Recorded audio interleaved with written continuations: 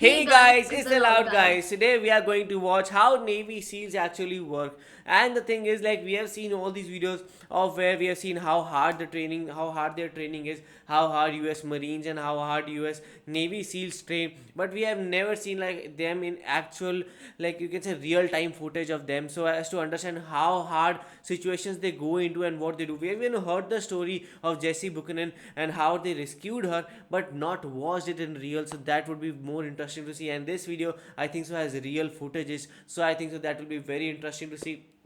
Also, we have seen like many other, like even we have seen Indian military force working in real, and we have seen those videos. So we will be very interested to see how American military force works in tandem. And we have seen a lot of videos where they showed how strict their rules and regulations are. Basically their training is also very strict. So yeah, I'm having so much curiosity to know how does they work. And basically we are basically my thoughts about training and rules and regulation got clear in the previous video, but I don't have any idea how does they work. And if I talk about the Indian Army, so yeah, I do have knowledge about them, but as I'm watching these videos, I'm also getting the knowledge about these military of America. So yeah, this is so beneficial for me, so I'm so much excited to watch it. So let's watch the video. Yes, and also if you guys are new to the channel, don't forget to subscribe to the channel and let's watch this video. Come on! They're right there! Let's go! Move, move, move, move, move! Oh my god. This is C.J. Chivers of the New York Times. The Marines of Kilo Company, 3rd Battalion, 6 Marines had been pushing through Marja, a Taliban-held area in southern Afghanistan. The Taliban were resisting. Often their tactic is to hit and run, and they aren't known as accomplished shots. But on this day, they massed and attacked 2 Marine platoons. They also had at least one man with them the Marines considered to be a sniper, which was unusual. Hey, Bennett! The tree line in between both the buildings! Look at the tree line right in the middle of that! Deep where those impacts just were. They're squirting both ways! The squirters, as Sergeant Brian Rogers, a squad leader, called them, were Taliban fighters a few hundred yards away, trying to escape across the open steppe. The sergeant ordered several Marines, including Lance Corporal Travis Vicolo, who was 20, to suppress the Taliban positions with gunfire. I want you low, though, Vicolo. How are they able to At see least one something? sniper, maybe more, was adjusting his shots. He'd almost determined the range and was overcoming the stiff crosswind. Listen closely as bullets pass overhead from a rifle heavier than a Kalashnikov. Right over. Oh, see, you can hear the Taliban bullets usually crossing. shoot poorly. Not today. Sometimes in a firefight, inches matter. Yes. A dirt wall in the right place, like this one, can mean the difference between living and dying, especially at times like now, when a gunman in hiding has found the range. Hey, that's accurate fire! Give you a direction. The sniper is likely using a rifle like these, which were found hidden in an Afghan home several hundred yards away. They're Lee Enfields. One was made in 1942. In the right hand, it's still deadly. My god. The Marines here were working on a clear, an early step in the phases that now define American counterinsurgency doctrine. The goal was to push the Taliban out of the area so that government might be established and security transferred from American to Afghan hands. They expected this fight. They expect more. In a lull, chaotic Sergeant it is. Rogers ordered a Marine to fire a smoke grenade near the presumed sniper position. Not too far. You're marking the building. Hit him. Yeah, that's good. That's a good shot. Good Its shot. plume will mark for incoming air support. The sniper replied. Oh, he didn't like that, did he? That pissed you off a little bit. This is 2-2. I got green smoke on the ground in front of the building we're taking very effective fire from. How copy? Afghan troops fired rocket-propelled grenades. The And return you can fire hear this. built. They're accurate. It's not a it's gotta be a sniper. It's gotta fire. Sniper. Heads up, hey, keep your heads down! Sergeant Rogers ordered his troops back behind the wall. Get here, peel out again! One at a time! One at a time! my ATM! Hurry up, Piccolo! Hurry up, Piccolo! Oh, you can hear the One sound. at a time! They're in this f***ing building! The other little one! That one right there. That one was close. Keep your head down if you're not firing.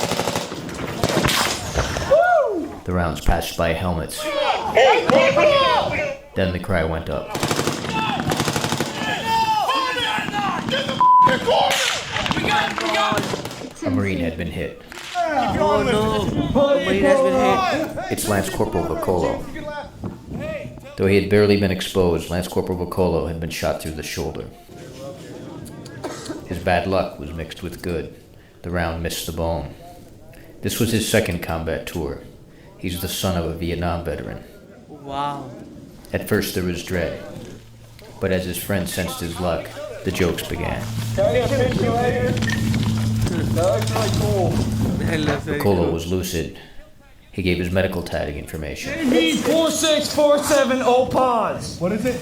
KV 4647 pause. Had the bullet struck Vocolo an inch to the right, it would have shattered his shoulder joint, changing his life. 7 So lucky he pause. was. 8 inches to the right, it would have found throat. He's okay. He's back on his gun. Literally 1 instant of inches good matter. fortune means little the next. After Vocolo was shot, Marines working at a distant camp fired at least one guided ground-to-ground missile to help Kilo Company's fight. The ordnance did not hit the compound from which these Marines were taking fire. It hit another, nearby, several hundred yards to the left. At least 12 Afghan civilians were killed, including 5 children. An ugly day turned uglier for everyone involved, and presented the Marines in Marja with a fresh challenge when the fighting would finally let up. Then, they would be seeking civilian support.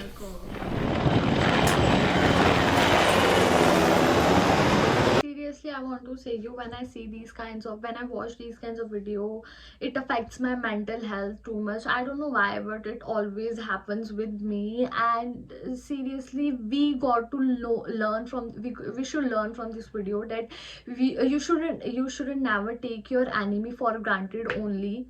And I seriously, what I really like is the way they were, taking the situation very calmly. It doesn't seem that they have stress so much. So I really like that, when they were taking the situation very calmly. And they also have a very good sense, and the people who joins the army are very strong. They are not even physically strong, even they are mentally and intellectually strong. This video is an example of that. So seriously, I really like this video, but on the same side, I'm feeling so bad for the people who killed in this war. And I do think that we humans shouldn't do wars and all, because I do think that mostly people lose their life, and I do feel that war is never beneficial for any country. So yeah, that's my opinion. Yeah, but this is something like the war against Taliban to fight it off. But the thing is, like, at the end, we know, like, in today's world, Taliban has taken over Afghanistan. So all these lives have not been like justified, you can say, and what they have done for it, because that soldier was saved actually by inches. Because as the like author was saying it, as the like anchor was saying it, like, if the bullet would have been gone a bit more on the inside, then it would have hurt his bone, and a bit more on the inside, it would have hurt his throat, and it would have been end for him. So it was just the matter of inches to get that bullet hit.